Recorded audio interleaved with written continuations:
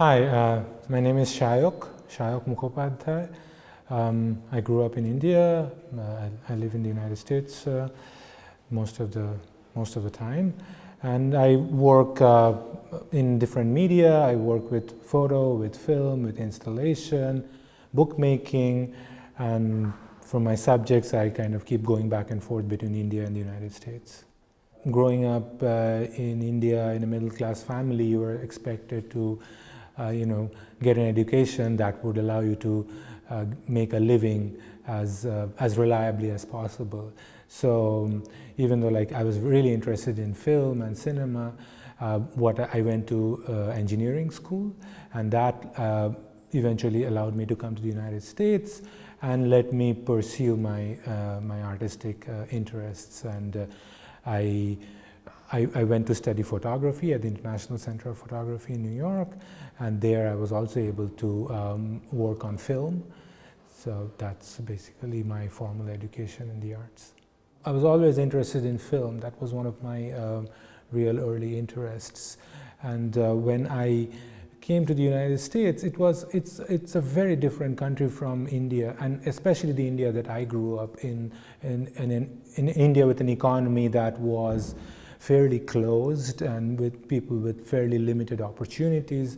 So when you come to the United States, it's like it's a huge change. It's the level of economic activity, the level of commercial activity, and this is something that really affects you, and you want to kind of give an expression to that thing that in some way kind of blows your mind.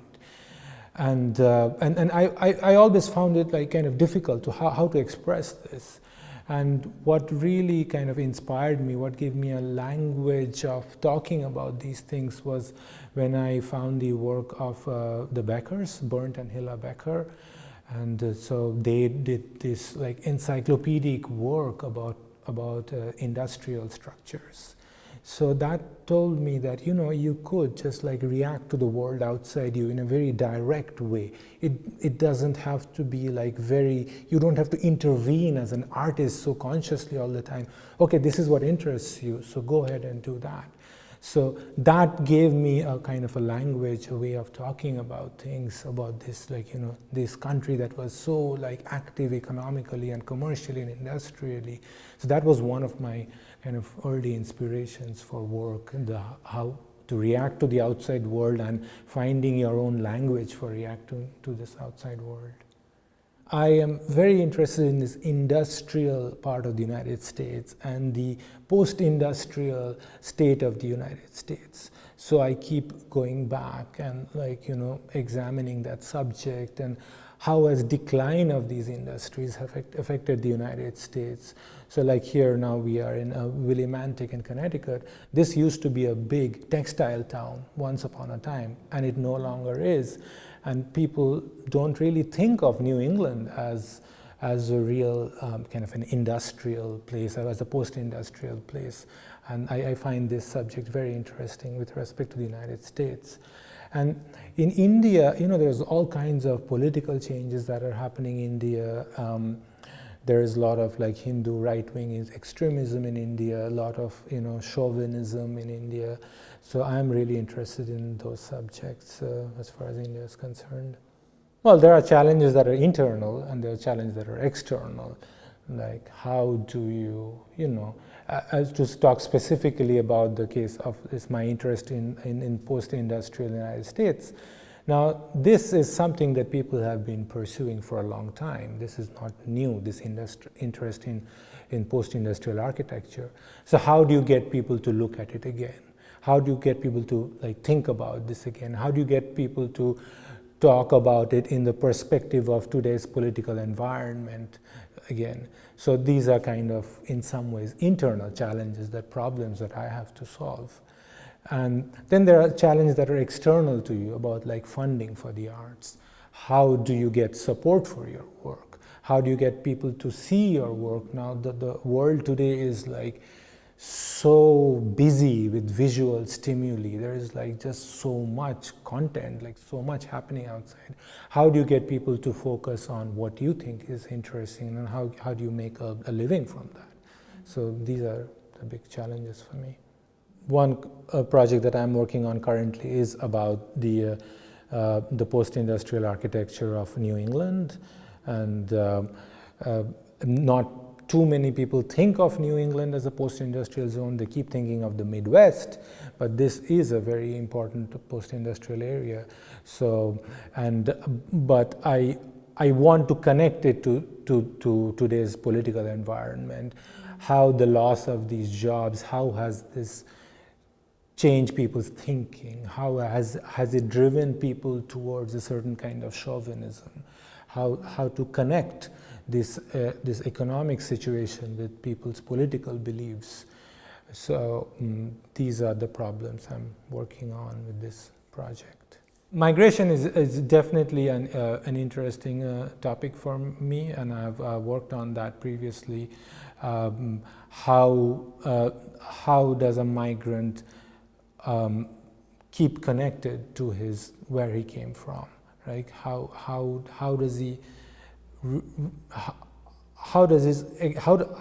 his longing for home find expression in a different country? Like, what products do ethnic stores carry here? And that's often very interesting to see what is sold from back home. So that is definitely an interest of mine. And also, what's interesting with respect to migration is, the Polish immigrants came here and they worked in the factories here, and then maybe the factories left, and then they moved on to other jobs. And how migrants of one generation or one era often want to shut the door behind them on migrants of the next era. So that's definitely, it's all connected with this economic changes and the lack of control people feel over their economic lives. And that is always connected into conflicts with migration. There's one project that I have been thinking of for some time that's connected to the water crisis, the crisis of drinking water that's happening all over the world now.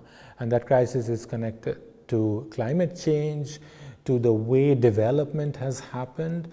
So there's this city of Chennai in India, which is like a pretty big city of 5 million people. They basically ran out of drinking water last summer. And people had to stand in long lines to get drinking water, and they had to wait for water tankers to bring water. And these long lines, you find these different containers that people queue up with. So I want to do an installation using all these different kind of containers that are, and I would guess these containers vary in type, in material, in color from in different parts of India. So I would like to collect these containers from different parts of India and create an installation with them. And it's a kind of a challenging project because it requires a certain kind of support to be able to gather these, transport these, the space where you can recreate this long line of containers. So that's a kind of a dream project of mine that I hope to find support for. My advice to students would be to kind of follow your obsessions, like follow what you're interested in and give expression to that obsession however you want to. Don't worry about, oh, is this art, is this not art? If it's your obsession, just make it really your obsession and give expression to that. I keep going back to the example of the Beckers. I mean, when they started, I wonder if people even thought if this was art. What they photographed industrial structures one after the other in the most routine, mechanical way, one after the other, one after the other. People would not even consider it art in the beginning, but this was their obsession. They were interested in the post-industrial state of the Ruhr Valley, and they just kept doing it. And at some point, people recognized that as interesting. So just follow whatever you're obsessed with and try to give expression to that.